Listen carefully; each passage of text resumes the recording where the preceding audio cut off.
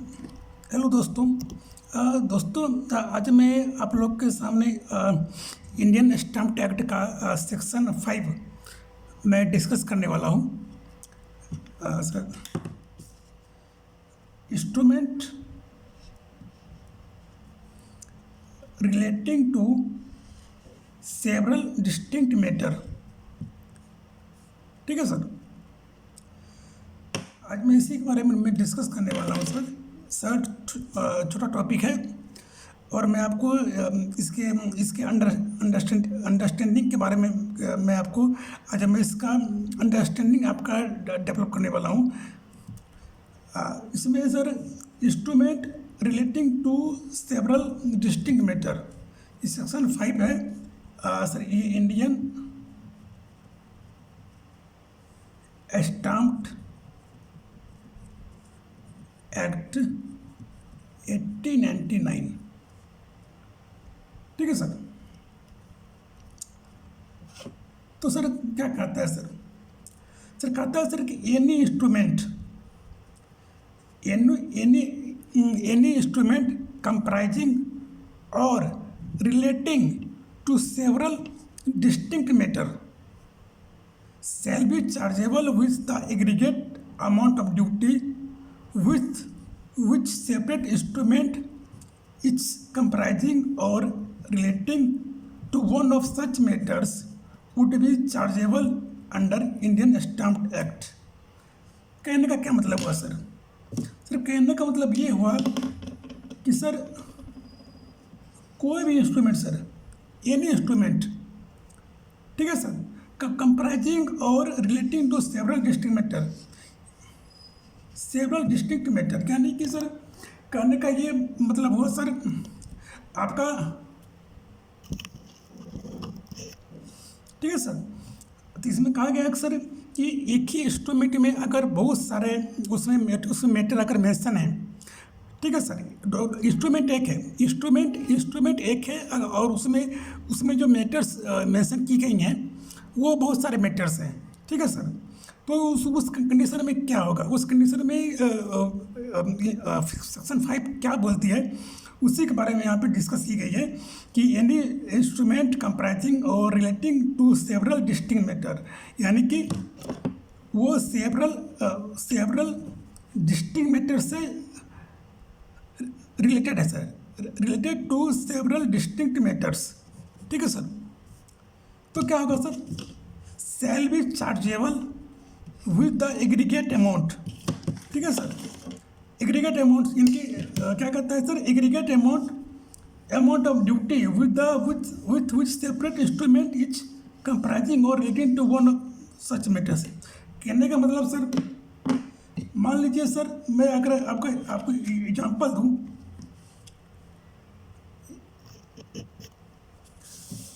मैं आपको एग्जांपल दूँ सर। मान लीजिए सर ये एक डॉक्यूमेंट है सर, ठीक है सर। ये एक डॉक्यूमेंट है कि इसमें मैटर लिखी हुई है, मैटर 1, मैटर 2, मैटर 3। मैटर 1 है सर लीज, मैटर 1 है और मैटर 2 है बॉन्ड, और मैटर 3 है सर सर्विस। ये एक ही बॉन्ड है, ये एक ही इंस्ट्रूमेंट है सर, लेकिन इसमें जो मैटर्स दी गई हैं सर वो डिफरेंट मैटर है सर। मैटर 1 भी है, मैटर 2 भी है, मैटर 3 है। अब इसमें जो ड्यूटी चार्ज होगी वो किस तरह होगी सर, उसी के बारे में सेक्शन 5 जो है, ये सेक्शन 5 उसी के बारे में बोलती है कि अगर शेड्यूल 1 क्या बोलती है कि अगर लीज पे 100 रुपये हैं, बॉन्ड पे 500 रुपये हैं और सर्विस पे 100 रुपये हैं, तो एग्रीगेट बोलती है। ऐसा यहाँ बोला ना, यहाँ पे सर मेंशन है कि comprising relating to several district matter shall be chargeable with the aggregate. ये सर एग्रीगेट यानी कि एग्रीगेट मतलब तीनों को जोड़ देंगे, यानी कि 5, 7। तो इस पे यहाँ जो स्टाम्प ड्यूटी जो चार्ज होगी सर वो होगी सर 700। ठीक है सर, वो 700 ड्यूटी चार्ज होगी सर। ठीक है सर, यहाँ पे जो मैटर है वो मैटर वही है, बोल रही है कि तीनों का, इसका 100 रुपये, इसका 500 रुपये, इसका 100 रुपये, तीनों को जोड़ देंगे, तीनों को एड ऑन कर देंगे और उसके बाद जो कुल जो उसका एग्रीगेट अमाउंट आएगा उतने से इसका स्टाम्प ड्यूटी चार्ज कर देंगे। ठीक है, वो भी कैसे, ये अंडर इंडियन स्टाम्प एक्ट। ठीक है sir, under Indian Stamp Act 1899। ठीक है सर। अब कहता है sir, where several distinct matters and transaction are embodied in a single instrument, the instrument called the multifarious instrument. अब सर आपसे क्वेश्चन आ गया कि मल्टीफेरियस इंस्ट्रूमेंट क्या होती है सर। ठीक है सर, ये है सर मल्टीफेरियस इंस्ट्रूमेंट। तो इसमें कहते हैं कि अगर अगर अगर अगर अगर ये एक इंस्ट्रूमेंट है सर, ये एक इंस्ट्रूमेंट है।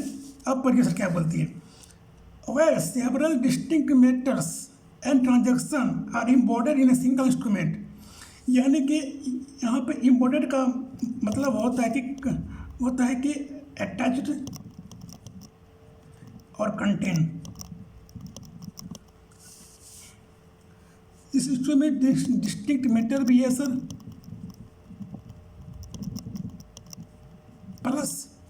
प्लस क्या है सर, प्लस ट्रांजैक्शन भी है सर। ठीक है, दोनों चीज़ है सर, डिस्टिंक्ट मैटर भी है और ट्रांजैक्शन भी है। ठीक है, ये एक हो गया, ये दो हो गया, दो मैटर्स हो गए सर। ठीक है, तब कहती है सर इसमें, हाँ, where several distinct matter and transaction are embodied in a single instrument, the instrument called the multifarious। तो इस इंस्ट्रूमेंट को सर, जो इंस्ट्रूमेंट है सर, इसको कहा जाएगा sir multifarious, MULTI, multi FARIOUS, multifarious instrument.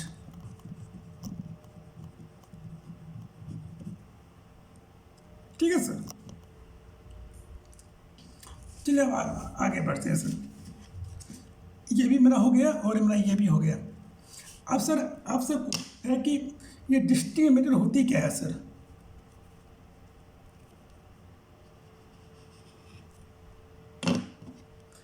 अब मैं यहाँ पे बोला ना सर कि यहाँ पे टॉपिक था कि instrument relating to several distinct matter. अब डिस्टिंक्ट मैटर किसको कहेंगे सर। ठीक है सर, तो यहाँ पर दिया गया है distinct matter indicate distinct transaction. ठीक है सर, डिस्टिंक्ट ट्रांजैक्शन यानी कि, ठीक है सर, यहाँ पे दिया गया ना sir, distinct matter indicate distinct transaction. The term distinct matters means the matter of different kind. यानी कि जो मैटर है वो डिफरेंट काइंड की है सर। इंस्ट्रूमेंट एक रहेगा लेकिन जो मैटर्स रहेंगे वो डिफरेंट रहेगी। अगर मैं यहाँ पे एग्जाम्पल इसका दिया गया है सर, इसका एग्जाम्पल है सर, यहाँ पे कहता है सर कि a document containing both an agreement for dissolution of partnership firm and a bond is chargeable with the aggregate of the duty with which two such separate instrument would be chargeable. मतलब कहने का sir ये sir, ये भी firm है sir, ये भी partnership firm है सर।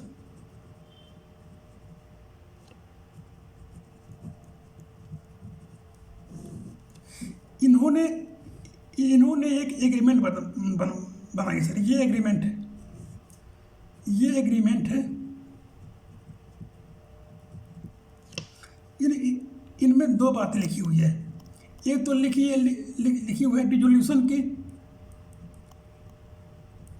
और दूसरी से लिखी हुई है बॉन्ड। यानी कि इनके बीच कोई एग्रीमेंट हुई होगी बॉन्ड पे, उस बॉन्ड के बारे में कोई एग्रीमेंट इन्होंने कर रखी है। ठीक है सर। अब कहती है, अब सेक्शन 5 यहाँ पे ये बोलती है,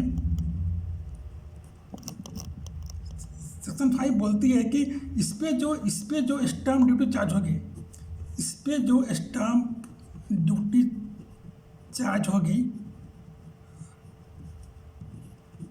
कैसी होगी। तो पहले देखा जाए कि ये डिसोल्यूशन का स्टाम्प ड्यूटी क्या है। मान लीजिए हम ये एज्यूम कर लेते हैं कि डिसोल्यूशन का जो स्टाम्प ड्यूटी है एज पर शेड्यूल 1 500 रुपये, और ये बॉन्ड का है, ये बॉन्ड का जो स्टाम्प ड्यूटी है, बॉन्ड स्टाम्प ड्यूटी वो भी 500 रुपये है एज पर शेड्यूल 1। आप देखिए क्या बोलती है यहाँ पे, A document containing both an agreement for dissolution of partnership firm and a bond is chargeable with the aggregate of the duties. Aggregate of duties sir, ये aggregate, ये ड्यूटी और ये ड्यूटी दोनों को कर देंगे एग्रीगेट, यानी कि 1000। ठीक है sir. Aggregate of duty which two such separate, two such यानी कि पहला ये और दूसरा ये, टू सच यानी कि पहला ये और दूसरा ये, टू सच बोला ना sir. Two such separate instrument यानी कि ये अलग इंस्ट्रूमेंट हो गई, ये अलग इंस्ट्रूमेंट हो गई। ठीक है सर। 1 और 2 वुड बी चार्जेबल, यानी कि 500 रुपये इसका, 500 रुपये यानी कि 1000 रुपये इसका स्टाम्प ड्यूटी चार्ज हो जाएगी सर। ठीक है सर, ये तो हो गई सर। आपसे दूसरी आती है sir, agreement for service and lease. ठीक है सर, ये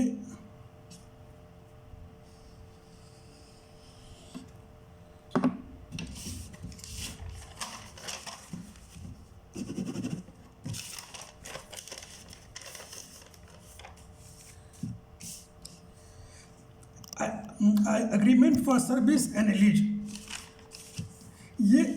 ये मिस्टर ए हैं, इनका ये एक मकान है। ठीक है सर, और ये मिस्टर वाई हैं जो टेनेंट है सर। अब ये दोनों ने बीच में इनका एग्रीमेंट हुआ 1 ईयर के लिए। ठीक है सर, ये जो है ये तो लैंडलॉर्ड हो गए सर। इन्होंने बोला कि लीज तो करवाना ही पड़ेगा, लीज एग्रीमेंट तो होना ही पड़ेगा, प्लस सर्विस भी आपको दी जाएगी। सर्विस में क्या रहेगी, स्वीपर आपको मिलेगा, आपको वॉचमैन की सर्विस मिलेगी, आपको हाउसमेट की सर्विस मिलेगी, और आपको मेंटेनेंस, ये सारा को सर्विस में आ गया सर। ठीक है सर। तो यहाँ पर सर देखा जाए कि यहाँ पर 2 होती है एग्रीमेंट। एक तो होती है उनके घर का जहाँ पे वो रहेंगे 1 साल तक, और दूसरी होती है जो सर्विस का जो लैंडलॉर्ड उनको प्रोवाइड करेंगे। तो इस पर जो ड्यूटी चार्ज होगी दोनों सर सेपरेट चार्ज होगी। इस पर अगर मान लेते हैं एज पर शेड्यूल 1 इसका अगर ड्यूटी अगर 100 रुपये है और इसका ड्यूटी 400 रुपये है, तो इसका ये कितना हो जाएगा, एग्रीगेट 500 रुपये। तो सर स्टाम्प ड्यूटी जो पे होगी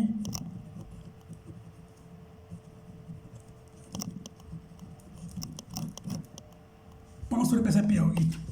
ठीक है सर, क्योंकि यहाँ पर बोला गया है सर एग्रीगेट, यानी कि दोनों को जोड़ के एग्रीगेट कर दी जाएगी सर।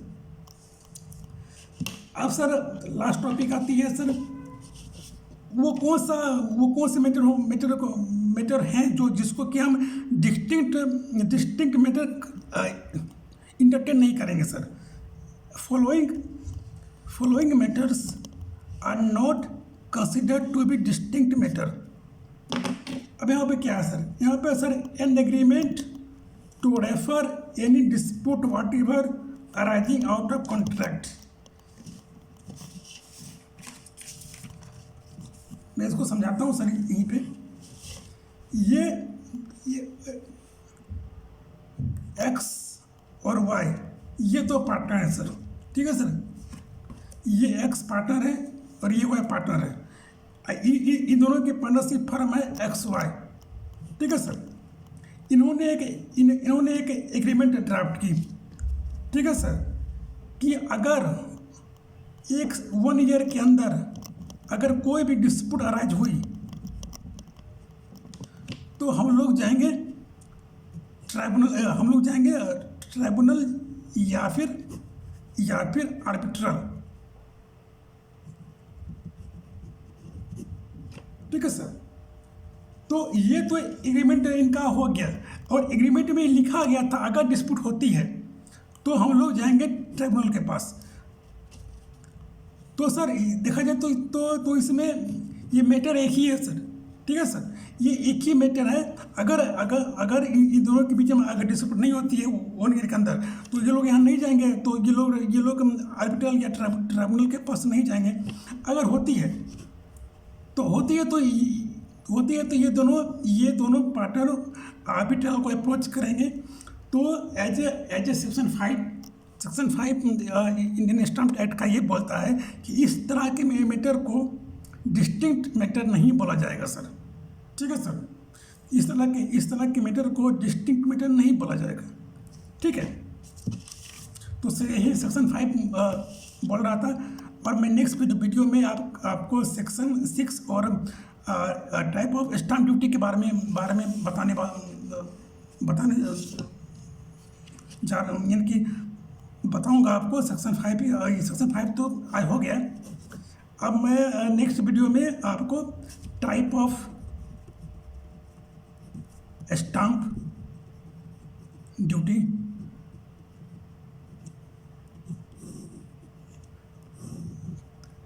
इसके बारे में मैं आपको नेक्स्ट वीडियो में इसके बारे में समझाने वाला हूँ सर, ठीक है सर। और साथ में सर सेक्शन 6 भी मैं आपको बताऊंगा, ठीक है सर। सेक्शन 6 के बारे में भी मैं जिक्र करूंगा सर, ठीक है सर। आई होप कि सर आपने वीडियो को एंजॉय किया होगा। मैं जरा आपको ये ठीक से दिखा दूँ एक बार, कि आप वीडियो पॉज करके आप ठीक से देख लेंगे एक बार।